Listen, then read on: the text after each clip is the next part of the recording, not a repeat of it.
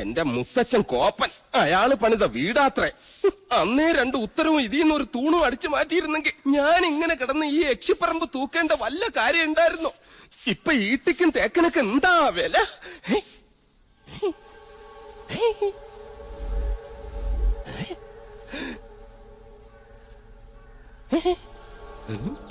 എന്തോ കിലുങ്ങുന്നുണ്ട്. ഇങ്ങനെ നിൽക്കുന്നോണ്ടായിരിക്കും. ഇരിക്ക. യമനെ കൊന്നിയാമ്പ കൊമ്മിട്ടിരിക്കുന്ന പാർട്ടിയായ യക്ഷിപ്പറമ്പെന്ന് പറഞ്ഞത് പിടിച്ചില്ലായിരിക്കും. സാവിത്രി അമ്മേ, എന്നെ കൊല്ലരുത്. ഞാൻ സാവിത്രിയല്ല, തുളസിയാ. അതിനിടയ്ക്ക് പേരും മാറ്റിയോ? മാധവേട്ടനില്ലേ?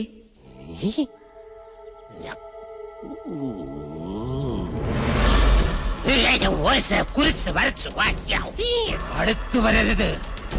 അടുത്തു വന്നാൽ പേടിച്ച് മൂത്രമൊഴിച്ചു കളയും ഞാൻ. മാധവേട്ടൻ എവിടെ? മാധവേട്ടൻ എവിടെ? മാധവേട്ടനോ? എന്നെ കൊണ്ടൊന്നും പറയിപ്പിക്കരുത്. തലയ്ക്ക് വെളിവില്ലാത്ത 3-4 നമ്പൂരി ചെക്കന്മാരെ പിടിച്ച് അടുപ്പിന് ചുറ്റും ഇരുത്തിയിട്ട് സ്വാഹ സ്വാഹ എന്ന് പറഞ്ഞു കുറച്ച് എണ്ണയും കോരി ഒഴിച്ചാൽ ഒരു യക്ഷിയും തളയ്ക്കാൻ പറ്റില്ല. യക്ഷിയെ തളയ്ക്കണമെങ്കിൽ ഏഷ്യാനെറ്റിലെ കടമറ്റത്ത് കത്തനാർ തന്നെ വരണം. അത് നിനക്ക് എങ്ങനെ അറിയാം? ഞാൻ കത്തനാർ സീരിയലിൽ കണ്ടിട്ടുണ്ട്. അതിലാണെങ്കിൽ ഒരു കൊച്ചു കിണറ്റിൽ വീണ് ചത്തപ്പോ കത്തനാർ ഇങ്ങനെ വടിയെടുത്ത് ഇങ്ങനെ കാണിച്ചേ ഉള്ളൂ. ആ കൊച്ചു ജീവനോടെ കയറി വന്നു. അത് ഏഴില്ലാതെ. നിർത്ത. തുളസിയെ കൊണ്ടാക്കാൻ ആരും വന്നില്ല? വരിക.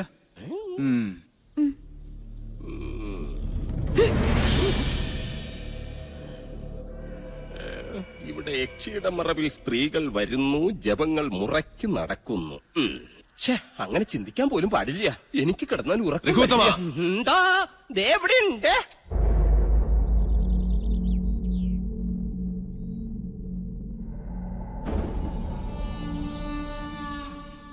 ഒന്നും എടുത്തു ചാടി അങ്ങോട്ട് ചെയ്യണ്ട. ക്ഷോഭിക്കേണ്ട നേരമല്ലിത്.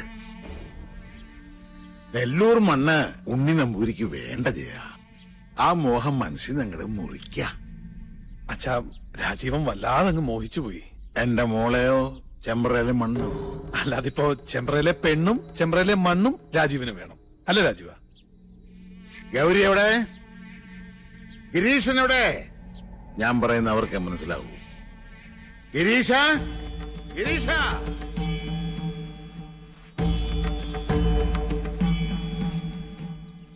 എടത്തി. ഹായ്, ആരാ ഇത്? പട്ടാഴിയില്ലത്തെ ആത്തയമ്മയോ? ഇവിടെ നിന്റെ ഏതെടുത്തി ഇരിക്കണത്? പടിയിറങ്ങി പോയ മൂശട്ടെ. അച്ഛാ, ജയേട്ടാ, ഇങ്ങോട്ടൊന്ന് വേഗം വരിക. അനിയത്തി. ആഹാ, എന്താണ് നിനക്കിവിടെ കാര്യം? എടി എന്താണ്? അച്ഛന്റെ ആംഗളമാരുടെ മുഖത്ത് ചവിട്ടി തേച്ച് ഇറങ്ങിപ്പോയല്ലേ നീ? മറന്നിട്ടില്ലൊന്നും. നേർന്നെറിയും കെട്ടവളെ.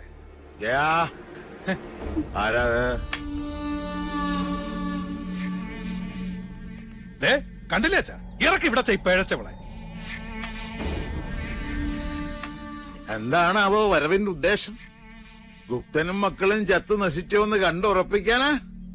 അപ്പൊ ഉറപ്പാണ് അച്ഛന് എല്ലാം നശിക്കൂന്ന്? അവന്റെ അച്ചിപ്പണി ചെയ്ത് നടക്കുന്ന നീ ഞങ്ങളെ ശപിക്കുന്നോടി. അച്ഛാ, ഈശ്വരനെ കരുതി, എന്നെ കരുതിയിട്ടല്ല. അച്ഛന്റെ ഏട്ടന്മാരുടെ നന്മയ്ക്ക് വേണ്ടിട്ട് പറയാ. മുഖവുര വേണ്ട. മാധവേട്ടനോട് ശണ്ടയ്ക്ക് നിൽക്കരുത്. എന്റെ ഒരു അപേക്ഷയാണ്. കേട്ടില്ലേ? ഇവള് പറഞ്ഞെന്റെ പൊരുളച്ഛന് മനസ്സിലായില്ലേ? നമ്മുടെ ചോരയ്ക്ക് വേണ്ടി ഇവള് ദാഹിക്കുന്നു. ലക്ഷണം കൊള്ളാം. ആദ്യം യുദ്ധം ചെയ്യാൻ കടവ് കടന്ന് വേളിക്കാരൻ വരുന്നു. പിന്നാലെ സമാധാന ദൂതുമായി സഹധർമ്മിണിയെ പറഞ്ഞയക്കുന്നു.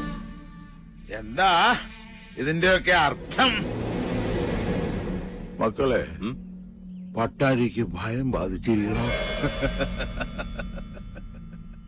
മടങ്ങിക്കോളാ, ഇല്ലെങ്കിൽ നിന്റെ ശവം കൊണ്ട് അവന്റെ മുഖത്തേക്ക് വലിച്ചെറിയും. അച്ഛൻ പറഞ്ഞ കേട്ടില്ലേ? ഇറങ്ങി പൊടി മൂദേവി. കംസജന്മം എത്ര അനുഭവിച്ചിട്ടും മതിയായിട്ടില്ല അല്ലേ? ഞാൻ കംസൻ തന്നെയാ. ഈ അടിവയറ്റിലൊരു കൃഷ്ണുണ്ണി വളരുന്നുണ്ടെങ്കിലേ വലുതാമ ഇങ്ങോട്ട് പറഞ്ഞു വിട. ഈ ജയൻ ഇവിടെ തന്നെ ഉണ്ടാവും. ബാക്കി അവനോട്. അത്രയും ആയുസ് നിനക്കില്ല ജയ. തൊടില്ല നീ. വഴിതെറ്റിയിട്ടായാൽ പോലും ജീവിതത്തിൽ ഒരിക്കലും ഇനി ഈ മുറ്റത്ത് കാലുകുത്തരുത്. മനസ്സിലായോ? അനന്താ, ഇത്രയും വണ്ടിയിലേക്ക് കൂട്ടിക്കോളൂ.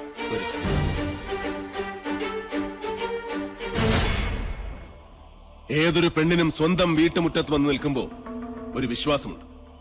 എത്ര വെറുത്താലും അവമാനിച്ച് ആട്ടിയിറക്കി വിടില്ല. നിങ്ങളത് തകർത്തു. വെറി പിടിച്ച നിങ്ങളുടെ മനസ്സ് പിതൃസ്ഥാനത്തിന്റെ മഹത്വം മറന്നുപോയിരിക്കുന്നു. സൂക്ഷിച്ചോ ചിത്രഗുപ്ത, നിങ്ങളുടെ കൈവെള്ളയിൽ 1000 രേഖ. അമ്മേ, സാവിത്രി, ഇവന്റെ നെഞ്ചു വലിച്ചു കീറി ചങ്കെടുത്ത് മുന്നിൽ വെച്ചു തരൂ, എങ്കിലേ എനിക്ക് തൃപ്തിയാവൂ. ഛേ! പെറ്റ തള്ളയെ വിളിച്ച് നെഞ്ചിലിടിച്ച് ഓരിയിടാൻ ഇനിയും അവസരമുണ്ടാവും. അപ്പ മതി മുക്ര.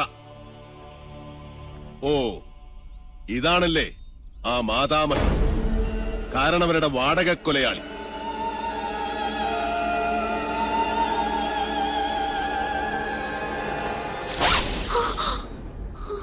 ഒളിസേവയ്ക്കിറങ്ങുന്ന ഈ ദുർദേവതയെ കണ്ടാൽ 2 വലിച്ചു കീറും മാധവൻ. ഓർത്തോ.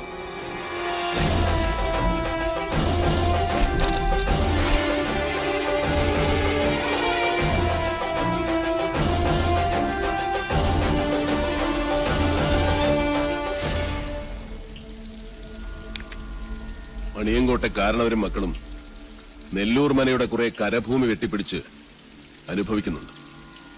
അടിച്ചിറക്കണ ആസത്തുകൾ അവിടെ നിന്ന്. പടിയിറക്കി നാട് കെട്ടണ ജോലി നാളെ തന്നെ അങ്ങോട്ട് തുടങ്ങിയാലോ? നല്ലത്. അതി അത് നാളെ തന്നെ തീർപ്പാക്കണം. വരിക.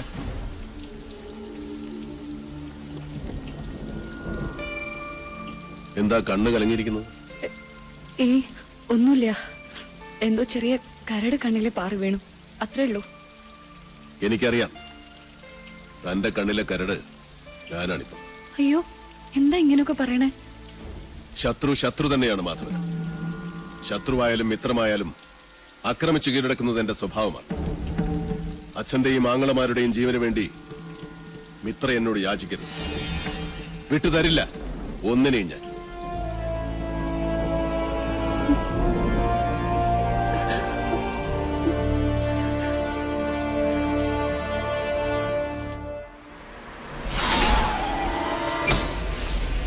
ഓഫാക്കിയോ? ആ സാമിയ എന്നിട്ടാ ഓഫാക്കിയോ? അക്ഷരം അറിയാവുന്നവനല്ലേ ഈ കോർട്ട് ഓർഡർ ഒന്ന് വായിച്ചു കൊടുക്ക. എന്താ ഇത്? നിന്നെയൊക്കെ ഇവിടുന്ന് വലിച്ചിറക്കാനുള്ള കോർട്ട് ഓർഡറാ. കൂട്ടി പൊക്കണം. സ്വയം ഇറങ്ങണോ അതോ കഴുത്തിന് കുത്തി ഇറക്കി വിടണോ? എടാ വാസു, യവന്മാരെടുത്ത് ചീന്തി ചിന്തയിലടാ.